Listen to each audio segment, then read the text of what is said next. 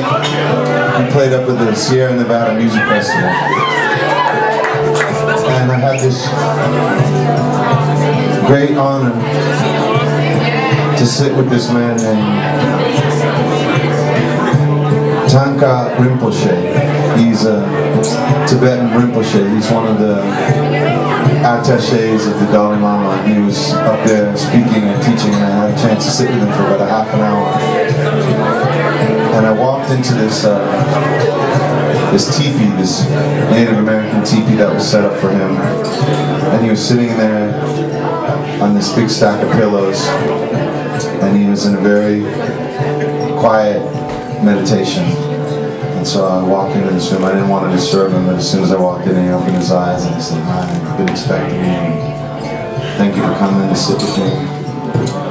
And so we sat there and he started talking to me about how he had grown up in Tibet, studying with the Dalai Lama, and how he eventually had to flee as the Chinese began to crack down more and more on the monks there. He had to flee to India and lived in India with the Dalai Lama in exile, and then eventually the Dalai Lama sent him to live in Switzerland so that he could spread the word there about what was happening, not only in Tibet, but spread the word of peace throughout the planet.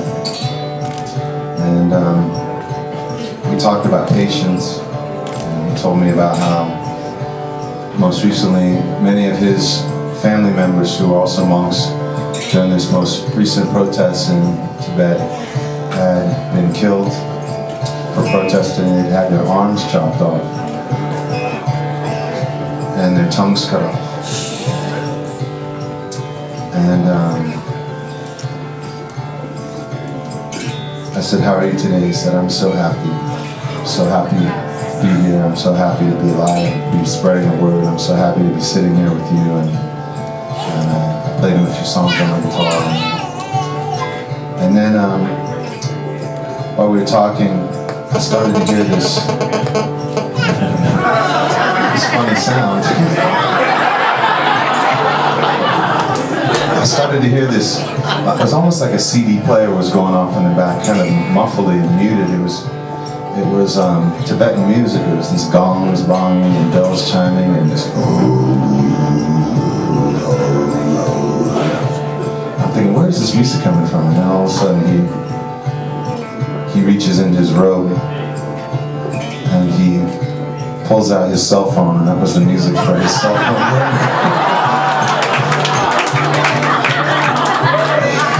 This dude is cool. And I was just thinking, he's probably getting a text from the Dalai Lama.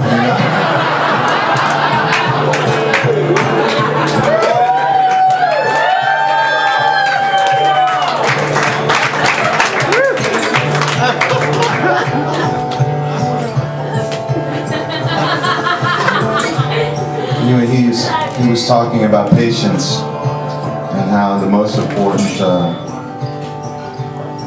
attribute that any of us can learn to cultivate today is patience. As we see the world in such turmoil, we all wake up and we say to ourselves, what can we do? What can I do as one person to help this situation? And so I told him this story. It's about a butterfly sitting on a tree. And this bird flies up to the butterfly and he says, "Mr. Butterfly, you've been living on this tree your entire life. All 5 days. And I have one question for you. Is this tree alive?" The butterfly rubs his wings together. And scratches his antenna. He says, "You know what, Mr. Bird, I've been on this tree my whole life. All 5 days. And I have yet to see this tree move one time.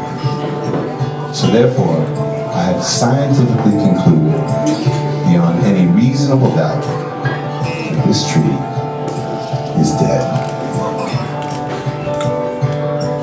Well, there's another man, a man actually, who climbs up on top of a mountain. He climbs over the rocks and the ice and the snow, and he's got his carabiners and his ropes, and he's skinned his knees, and he gets up to the top of the mountain. He's bleeding in his elbows and putting all his heart into it just to go see the man on top of the mountain who's lived there his entire life, all 80 years. He says, "Sir, I've climbed up over the rocks and the ice and snow to ask you just one question. Is this mountain alive?" The man strokes his long gray beard,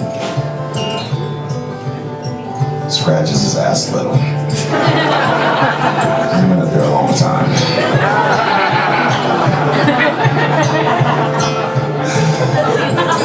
The Rinpoche like that part of the story. He said, "Sir, I've been up on this mountain my whole life, all 80 years. And I have yet to see this mountain move one time. So therefore, I have no choice but to scientifically conclude beyond any reasonable form of doubt, this mountain is dead. But if we were to come back to the tree in 5 years, we would see that the tree had spread its leaves and its branches out wide and had taken in so much sunlight from above. The rain had fallen down on the tree and had watered the roots had dug deep into the soil, taken this energy, the nutrients, and with the sun photosynthesized it into beautiful sugar that then transformed into flowers, transformed into fruits. And the fruits from the trees were shared by all the animals in the forest. They ate some of the fruit and they passed some of the fruit on to humans. They took the seeds and the birds carried those seeds all around the neighboring land, dropped those seeds in the ground. Those seeds had taken root, and the roots from the big tree had dug deep into the soil to hold on to the roots of the little trees. And in fact, not only was that tree living, but now an entire forest was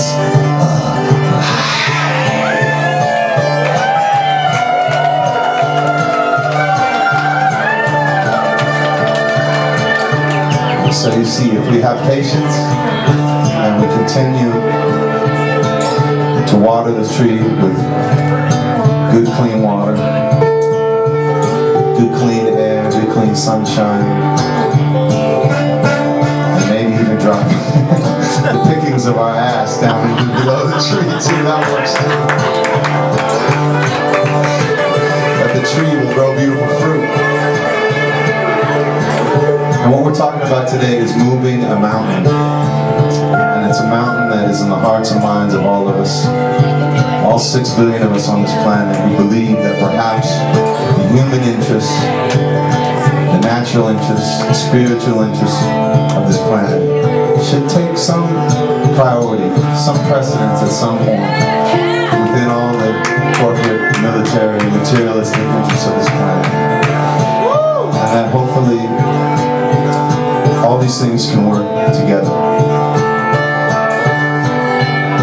So I say, to the east, to the west, to the north and south, to the east, to the west, one love, people never gonna stop now. To the east, to the west, to the north and south, to the east, to the west, one love, people never gonna stop.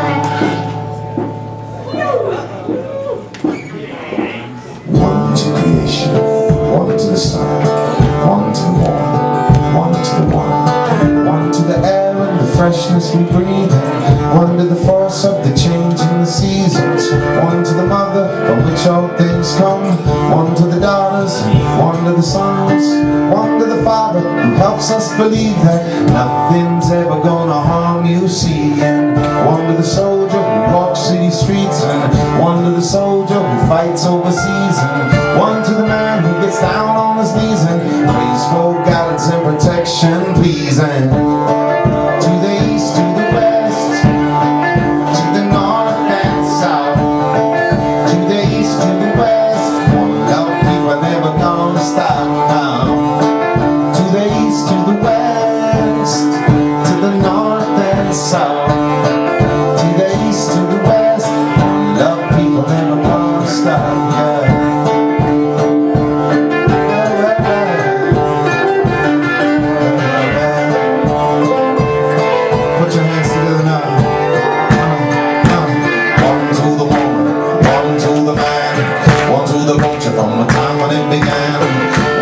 destruction. One to birth, one to the people who still fight for the earth. One to the people who suffer for their needs, and one to the rebels who live rocking to the beats, and one to the healer who fights a disease, and one to the Lorax who speaks for the trees. But no amount of money and no amount of man can bring back to life what's gone when it's done. And one to the people who rise with the sun, and one to the people who sleep when it's gone. 'Cause to the east, to the west, to the north and south, to the east, to the west, one love people never gonna stop now. To the east, to the west, to the north and south, to the east, to the west, one love people never gonna stop, yeah.